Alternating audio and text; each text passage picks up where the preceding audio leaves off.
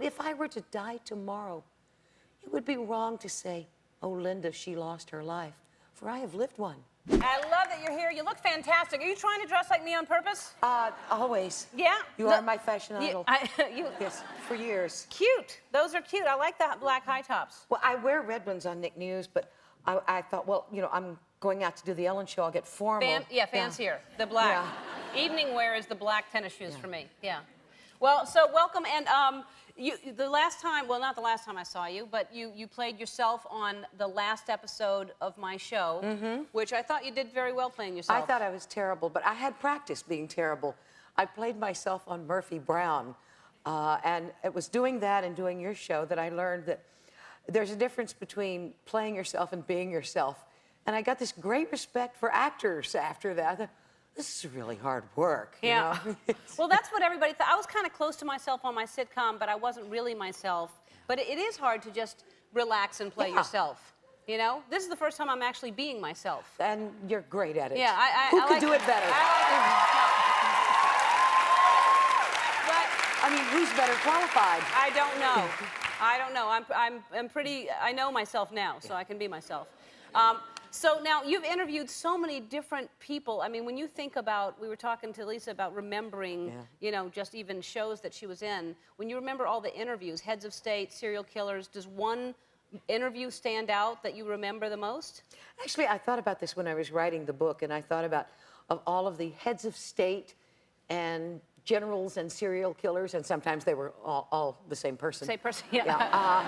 That I had interviewed over the years, and who really stood out. And I was fortunate enough to meet the man who invented nachos. You were? Yes, I was. Wow. He was an old man when I met him, but it had happened in 1943 in Texas, in a little town, Eagle Pass, Texas, had an army base, and across the river in Piedras Negras, Mexico, there was a place called the Victory Club. And one afternoon, some of the officers' wives went over there and ordered some margaritas at the Victory Club and asked the owner for something to eat while they got drunk. And he went in the kitchen, and the chef wasn't there, but there was a waiter. And he said, make them something. And the waiter couldn't cook. So he looked around, he didn't want to lose his job, and he took some tortillas, and he tore them into quarters, and he fried them, and he sprinkled yellow cheese that he grated on them, and broiled them, and then he put on sliced jalapenos, and he brought them out and served them to the ladies, and this is how history gets made. The ladies said, oh, these are wonderful, what are they called? The waiter's name was Ignacio Anaya. Ignacio. In Spanish, the short name for Ignacio is Nacho. So the owner said, well, these are nachos especiales, like Charlie's Specials. Right. And the women said, we love them, you must keep them on the menu. Somewhere along the way, the apostrophe got lost. And when I met Mr. Anaya in 1969, when I was living on the border down there, the family had tried to, at that point, was trying to copyright the nachos, but it was too late. They had spread, and you know, today you can get them in the Pittsburgh airport. Yeah. And they taste as much like real nachos as I look like Jennifer Lopez. Yeah, yeah. But that's so interesting. You don't think about it. Like, of course, they started somewhere. That's what out of desperation. Well, you know, this book is full of funny stories about traveling and eating. Yeah. Because both things are pretty funny, and meeting strangers. You took a special tour when you turned 60, right? Yes. What happened on that day? Well, you know, it's interesting because sometimes people who read the book, they come up and they say, I was laughing like crazy in one page, and the next page you had me crying, and I thought, well, isn't life like that? And my 60th birthday was like that. I decided to go for a walk. I decided to follow the River Thames across England, 200 miles, by myself with my backpack. Really, nobody else, just you? Just me. I have my backpack. That's sort of like somebody else. And I meant to, as the Navajo say, walk in beauty, to be mindful of the moment and in the moment and at peace. It didn't work out that way. It was, I mean, well, I got lost following a river twice. I fell in the river. Well, what do I do now? So I checked into a hotel in London, and I called my office in New York, and they said, we have bad news. And I thought, well, doesn't that just figure? And I said, what? And they said, Julia Child died today.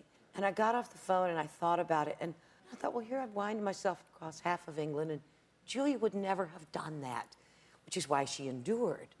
I thought, well, what can I do to celebrate both our birthdays on Sunday? So the next morning, I got up, and I took a plane to Italy. And I went to this little restaurant, and they had a room above it. And Sunday morning, August 15th, I was floating on my back at dawn in the Mediterranean. And I was thinking about Julia and the James Taylor song, "The secret of life is enjoying the passage of time." And all of a sudden, I thought, James knows, Julia knew. They're right. I'm never going to be a minute younger than I am right now. And I can either whine or I can enjoy this. And I stopped and I thought, there are more big bites and more adventures in my life as there are in yours. But if I were to die tomorrow, it would be wrong to say, oh, Linda, she lost her life. For I have lived one. That's great. Good advice. Good advice. Everybody is getting a copy of Linda's new book, Take Big Bites, Adventures Around the World, across the table. It's in bookstores everywhere. We'll be right back. Don't go away.